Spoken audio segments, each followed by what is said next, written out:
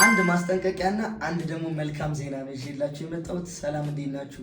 ጄናቲ ካር ማርኬት ቤተሰቦች የተለያዩ መረጃዎችን ወደ እናንተ ለማድረስ መጥቻለሁ። ቤቱን ፎሎ፣ ላይክ፣ ሼር፣ ኮፒ ሊንክ እያደረጋችሁ ከመልካሙ ልጀምርላችሁና መልካሙ ዜና ምንድነው? ንግድ ፍቃድ ተቸግራችሁ በባንክ ብድር መኪና መግዛት ያልቻላችሁ ሰዎች 6 ወር ያልሞላው ንግድ ፍቃድ መኪና ገና ስትገዙ ኮርሶስ ከሆነ የምትገዙት በመኪናው በምታወጡት ንግድ ፍቃድ መኪናውን ባንክ አያይዛችሁ መግዛት እንደምትችሉ ልነግራችሁ ነው የመጣሁት። ሁለተኛው ግን ማስጠንቀቂያ ምንድነው?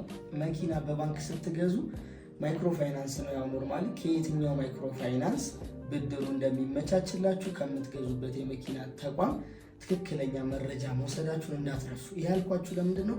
ሁላችሁም ላይ ደርሷል። አንዳንድ ማይክሮ ፋይናንሶች ብድር ያመቻቹላችኋል። ብድር ውስጥ ከሚመቻች ይንከባከቧችኋል። ከዛ ኦልሬዲ ብድር ውስጥ ገብታችሁ መኪናው አስይዛችሁ ብድሩን ከተበደራችሁ በኋላ የተበደራችሁትን ብድር አይለቁላችሁ። ዛሬ ነገ ወይ በቀን 30 ሺህ በቀን 50 ሺህ አውጡ እያሉ ረጅም ጊዜን ይፈጁባችኋል። ያ በሚሆንበት ታይም ግን ወሩ እየሄደ ወራዊ ክፍያው ደግሞ የምትከፍሉበት ታይም እየደረሰ ብዙዎቻችሁ ተቸገራችኋል። የተቸገራችሁ ሰዎች ኮሜንት ላይ እኔም እያላችሁ ጻፉልኝ። የተለያዩ መረጃዎችን ይዤላችሁ እመጣለሁ። ታዲያ ምንድነው የምታደርጉት? የምትገዙበት ማይክሮ ፋይናንስ ስም መጥቀስ ስለማልፈልግ ነው። ይገባችኋል? ስም ጠቅሼ ገሌ ማለት አልፈልግም። ነገር ግን አንዳንድ ማይክሮ ፋይናንሶች አሉ፣ ሁላችሁም ታውቋቸዋላችሁ። ብሩን ትበደራላችሁ መኪናውን አስይዛችሁ። ከተበደራችሁ በኋላ ለገዛችሁት ሰው ገንዘቡን ሳትሰጡ ወር 15 ቀን ድረስ ብሩን ሳይለቁላችሁ ያቆያችኋል።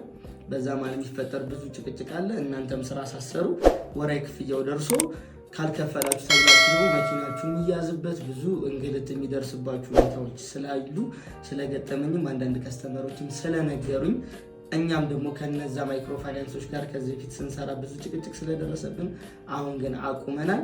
ሌሎች መልካም በደንብ የሚሰሩ እንደሆነ የሚያስተናግዱ ማይክሮ ፋይናንሶች አሉ። ሄዳችሁ እዛው ቦታው ላይ ጠይቃችሁ ቼክ አድርጋችሁ እያንዳንዱን ነገር ግዙ ለማለት ያህል ነው። የተለያዩ ሌሎች መረጃዎችንም ይዤላችሁ እመጣለሁ።